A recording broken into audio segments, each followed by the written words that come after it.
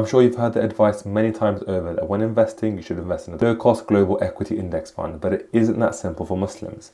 Muslims need to make sure that their investments line up with their principles. No companies in the gambling industry, no companies in the tobacco industry, no companies with too much debt. Thankfully, there are funds out there made specifically for Muslims.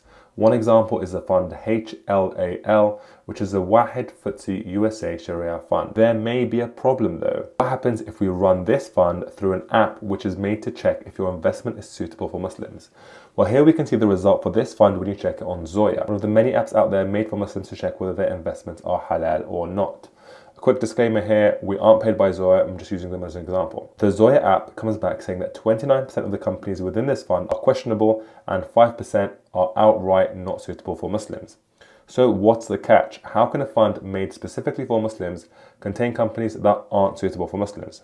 There are a number of different Sharia screening boards that check whether a company is halal or not to invest into. What company does Wahid use to check whether a company is halal or not? The clues in the fund name, FTSE. And which screening board does the Zoya app use? It uses Ayofi. So it basically comes down to a difference of opinion. And of course there is going to be so many opinions because nowhere in the Quran or the Hadith does it specifically say the exact criteria about which companies you can invest into and which companies you can't.